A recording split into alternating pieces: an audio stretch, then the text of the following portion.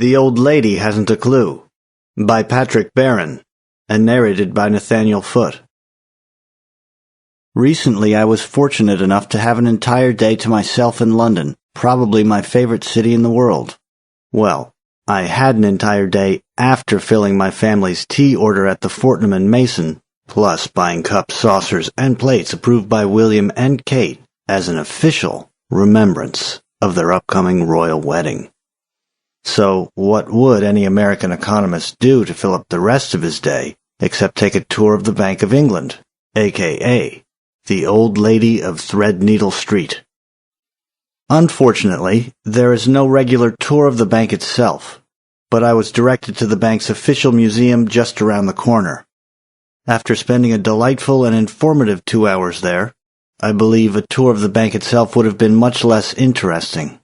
After all, it is just a jumble of bricks and mortar, whereas the museum is an intellectual explanation of the bank's history and its role in English and world history. And quite a history it is. First of all, here's the good news. Admission to the museum is free. There is not even a charge for the handheld recorder that really one must use for a full understanding of the bank's fascinating history, and especially of how the bank sees itself.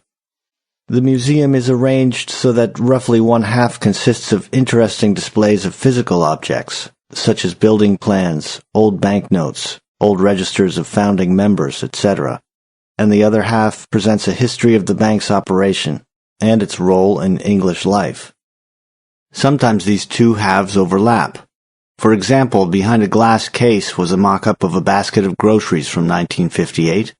The basket included 2 large round loaves of unsliced bread, a pound of bacon, a dozen eggs, a pound of butter, and a quart of milk. This basket of groceries cost slightly over 12 shillings, approximately 6/10 of a pound in 1958. Today a pound costs approximately $1.61, so this rather large basket of wholesome English fare cost around $1 in 1958. I could see that we were about to get down to brass tacks, so to speak. So I examined the bank's mission.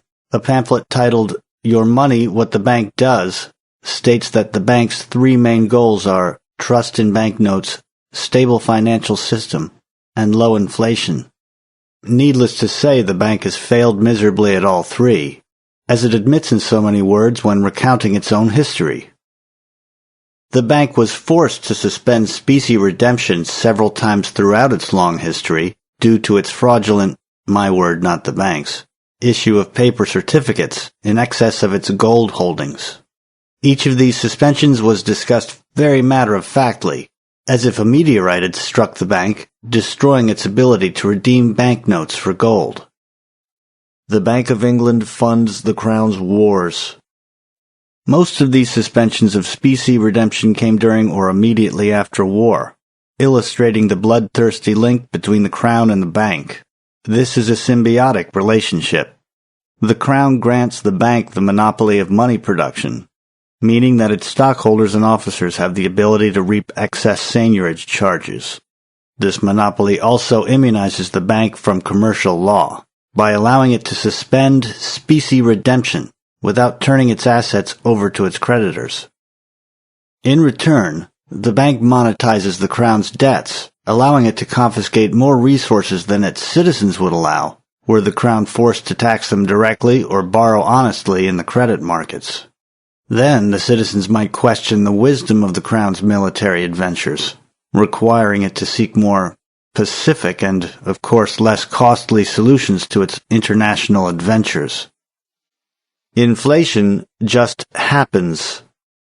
The museum's explanation of inflation, i.e. higher prices, was very amusing. A recorded mini-lecture and video display purported to explain this mysterious phenomenon.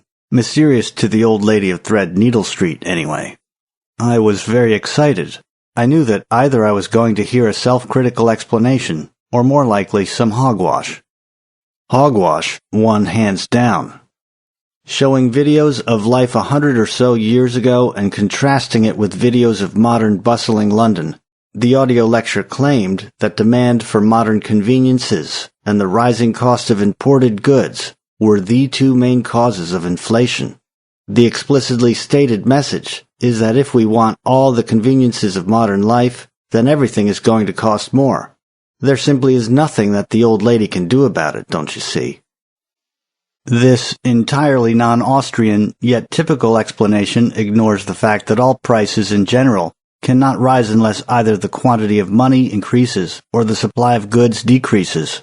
The videos made it clear that modern-day Britons live in wonderfully more prosperous times than their ancestors, who ruled 2/5 of the surface area of the world 100 years ago. So the paucity of goods explanation of inflation does not hold water. What about the higher cost of some imported goods? After all, Britain is a trading nation, dependent upon imports for its daily bread. That's the reason why Churchill claimed that the Battle of the Atlantic was the most crucial for Britain's survival in World War II. But this is a circular argument. It begs the question of why imports cost more. In fact, whether a given staple of modern life is imported or not makes no economic difference. Political borders have no bearing on economic law. In a sound money economy, that is one in which the money supply is held stable, an increase in the price of any good or service must cause a corresponding decrease in the price of some other good or service. A nation's finances are no different from those of an individual household. Let's say that the price of some essential good, such as gasoline, goes up. Most of us would find it difficult, at least in the short term, to curtail our purchase of gasoline sufficiently to spend no more total dollars on this good than before the price rise. Over the longer term, we may adjust by driving less, which means that the automobile is not as convenient as it was before the price rise. Or we may take more drastic action, such as carpooling, walking to the bus stop, buying a more fuel-efficient car, etc. But in the short term, we must curtail the purchase of something else. That something else is the good or service that falls at the lowest end of our personal utility scale. For most of us, that means that we may save less until we adjust our lifestyle to higher-priced gasoline. Then we may extend the date upon which we purchase some large expensive good, or we may forego its purchase entirely. This is Frederick Bastiat's unseen cost to society. We can see more people riding the bus or walking to work, but we cannot see the vacation they did not take, or the new dining room set they can no longer afford. But the Bank of England hasn't a clue. Higher prices are just part of modern life. If we want more stuff, especially foreign-made stuff, we just have to accept a higher price level. Don't blame the old lady. What can she do? Certainly you don't expect an institution that can manufacture money out of thin air to behave any differently, do you? The Ludwig von Mises Institute hopes you have enjoyed this audio Mises Daily. For a world of free market literature, media, and discussion, visit Mises.org.